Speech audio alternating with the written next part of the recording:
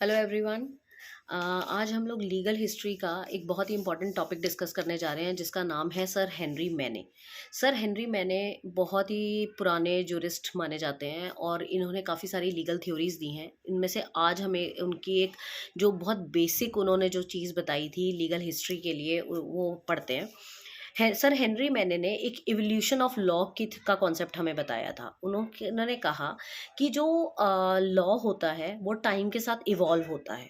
ठीक है, वो उनके हिसाब से उन्होंने कॉन्सेप्ट दिया था प्रोग्रेसिव सोसाइटीज़ का, और उनके हिसाब से जो कानून जो नियम सोसाइटी में चेंजेस आने के साथ साथ बदलते नहीं हैं, उन कानूनों का कोई अस्तित्व नहीं होता, कोई मतलब नहीं होता।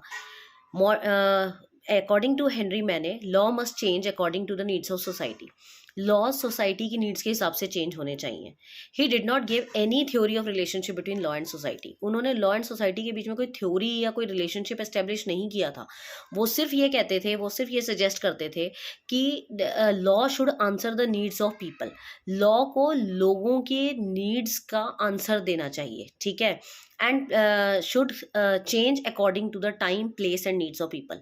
और लोगों की जो नीड है, लोग जहाँ रहते हैं, लोगों का जो टाइम है, वो उसके अकॉर्डिंग चेंज होना चाहिए लॉ। मतलब it should be dynamic not static, उनके according. Now he said that societies who develop their laws, जो भी सोसाइटी अपने लॉज को डेवलप करते हैं उन सोसाइटीज को प्रोग्रेसिव सोसाइटीज बोलते हैं, और वही सोसाइटी आगे जाके डेवलप करती हैं। ये डेवलपमेंट जो होते हैं लॉज के, वो 3 स्टेजेस को क्रॉस करते हैं: legal fiction, equality and legislation. तो हेनरी मैने जी के हिसाब से जो सोसाइटीज लॉज को टाइम के अकॉर्डिंग चेंज करती हैं वही सोसाइटीज प्रोग्रेसिव सोसाइटीज कहलाती हैं, और वही लॉ सही लॉज माने जाते हैं जो according to need, according to time change हो।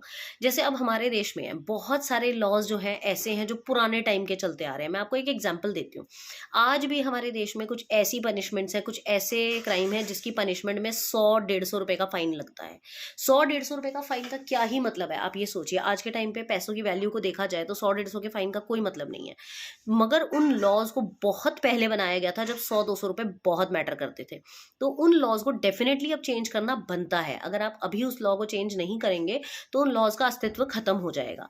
आपने देखा भी होगा, अब हमारे 3 बहुत बड़े बड़े कानून जो हैं वो चेंज हुए हैं, उसमें मॉड्यूलेशंस किए गए हैं। वो नीड ऑफ एन आवर थे, क्योंकि उसके अंदर कुछ पनिशमेंट्स ऐसी थी जो खत्म कर देनी चाहिए थी, वो खत्म हुई हैं, और कुछ ऐसी चीजें हैं, कुछ नए तरीके के क्राइम्स डेवलप हुए हैं। तो उस नए तरीके के क्राइम के लिए नई तरीके की पनिशमेंट भी होनी चाहिए थी, तो वो ऐड हुई हैं। तो ये बहुत ही एक पॉजिटिव स्टेप था जो नए कानून आए हैं। तो इसीलिए सर हेनरी मैने कहते थे कि जो भी लॉज सोसाइटी के नीड, टाइम, प्लेस के हिसाब से चेंज नहीं हो रहे हैं वो लॉ कतई ही लॉ नहीं है, वो अच्छे लॉज नहीं है, और ना ही वो सोसाइटीज प्रोग्रेसिव सोसाइटीज हैं। तो this is a very important contribution given by sir Henry Maine. Thank you.